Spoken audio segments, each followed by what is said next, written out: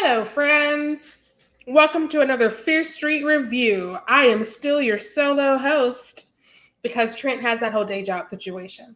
Anywho, I am back with Don't Say Its Name, which I caught at Fantasia Fest this month.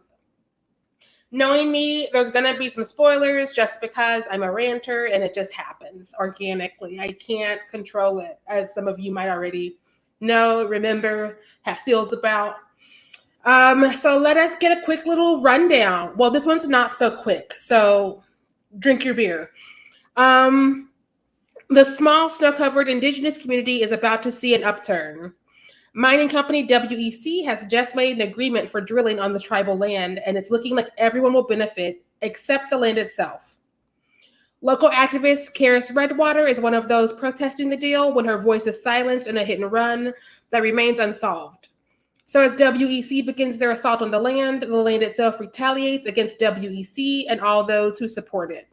But for local peace officer Mary Stonechild and park ranger Stacy Cole, the answer to this mystery lies in the traditions of their people and the vengeance-filled spirits that have haunted the land for generations, about which the people know one rule: don't say its name.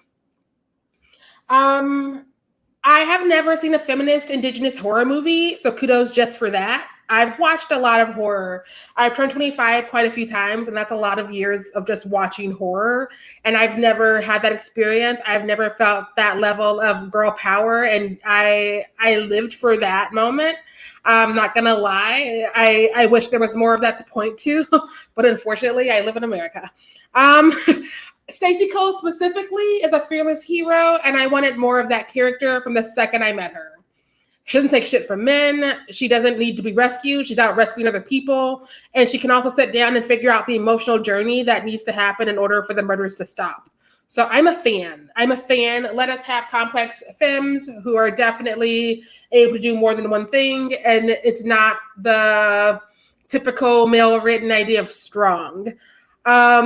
She's a badass and probably my favorite person in the movie. And I wish I could have more time with her. Like if somebody can give her a series or something, I would love that. But I don't know the writer, and I would never presume to know if the writer wants to give her a series, but I would watch it.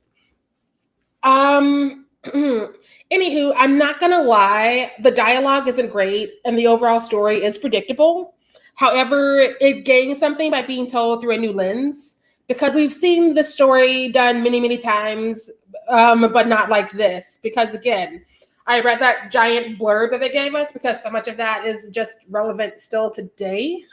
And we never get this story told by indigenous people. It's always white people, and it loses something, and it's ooky. And so off the bat, I just really appreciate that aspect of it, if nothing else.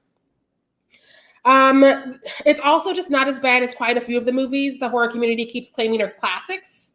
We need to unpack what we think is a classic and why for. If you can find the charm of some of the movies I've hated on our podcast, then you can find something nice about this one. There are a lot of people who are just like, no, this is bad. And I'm like, but I also saw what you reviewed on Letterboxd last week. Questions. At the end of the day, I felt like it belonged in that weird 80s, 90s lower budget horror movie. And so I'm not going to stand here and pretend it's the worst thing I've seen in my life, this decade, this year, this month, or even this festival, because it's not. It's somewhere in a midpoint. It's a lower end midpoint, but it's somewhere there, and it's doing what it can. Again, it's one of two indigenous horror movies I can think of on top of my head, and I've watched quite a few. And so the fact that there's only two I can point to is a problem. And we need to make sure we're funding more projects and helping filmmakers get those resources, because the erasure is real when we get into horror movies. How many horror movies are talking about tribal land or supposedly building cul-de-sacs on burial grounds or being haunted by, and yet we never actually let the people who should maybe be guiding the way on that tell these stories. So I would love to see this movie get more funding, and I would love to see it get more support, and I would love to see other creators who are indigenous also get that, because that's what horror could and should be. I don't know why we're not doing it. Well, I do know why we're not doing it, and it upsets me. So I'm not going to even pretend. Yeah. Anywho, I was happy I was able to see the movie. And yeah, I'm not going to stand here and say it's great, but I'm also not going to stand here and hate on it as much as a lot of people seem to hate on it, because again, I've seen what a lot of people have been rooting for. This is not as bad as that, so you're going to be fine.